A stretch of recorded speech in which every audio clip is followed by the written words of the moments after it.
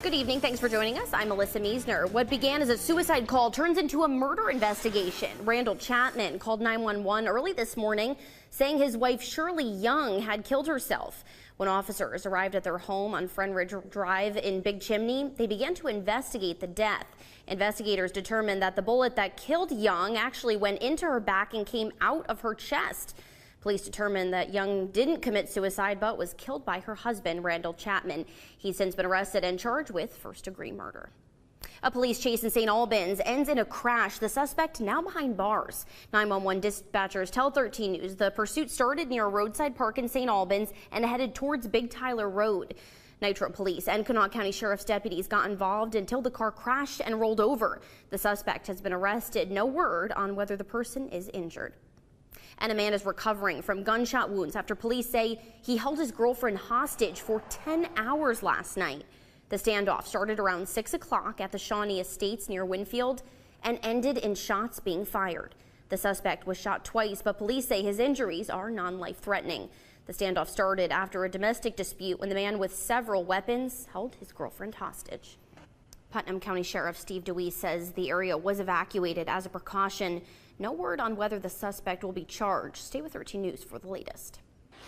Kentucky prosecutors say the state's criminal justice system will effectively shut down if they're not exempt from Governor Matt Bevin's proposed budget cuts. Bevins has proposed cuts of 17.4% across most of state government. The plan would cut nearly $16 million from state prosecutors. The state and county attorneys' representatives say the cuts would force them to lay off 1 out of every 3 employees across the state. Well, the West Virginia Supreme Court says they will not block right to work from becoming law. The controversial legislation allows employees to opt out of a union, and this offers workers more flexibility and choice in whether they'll pay union fees and be represented by union officials. The law was passed during the 2015-2016 legislative session, making West Virginia the 26th right-to-work state. Well, the newest member of the West Virginia legislature is coming out in favor of the upcoming road bond referendum. State Senator Mark Drennan of Putnam County just took the oath of office Monday. He'll be one of our guests on this week's edition of Inside West Virginia Politics. The governor is pledging the $1.6 billion road bond would create more than 40,000 construction jobs over the next decade. The new senator hopes voters will say yes on the October 7th ballot measure. And by the way, early voting on the road bond starts September 22nd. We'll have more on Inside West Virginia Politics this Sunday morning at 11:30 right here on 13 News. Well, a year ago, the people of Clendenin lost everything in historic floods that destroyed the town. But today, a family diner reopened, giving hope to the town, one order of biscuits and gravy at a time. 13 News reporter Hannah Getz has the story.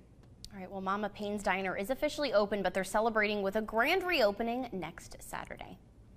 Well, local athletes take to the pavement and water for today's Capital City Challenge. Participants started the triathlon by running down Kanawha Boulevard. Then they get into canoes set out on the river.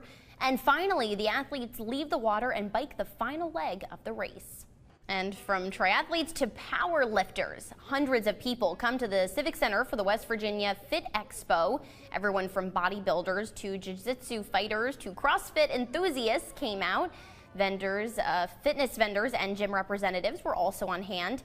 And perhaps the highlight of the expo, the powerlifting division, saw a new record being set by one of the contestants. Today's event is the only one of powerlifting events in the country that accepts and recognizes new records.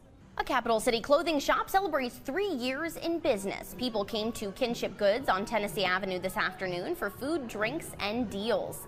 The store also debuted some new designs. Now, Kinship's storefront is one of several new additions to the Elk City neighborhood. The co-owner says he loves their community. All right, well, it was an annual favorite for fans of the supernatural. The 16th Mothman Festival is going on in Point Pleasant. The Mothman legend started 51 years ago when people in the city saw the creature. Now the legend has become a legacy with thousands visiting the city for the weekend festivities. All right, well, if you missed out today, don't worry. The Mothman Festival continues in Point Pleasant tomorrow.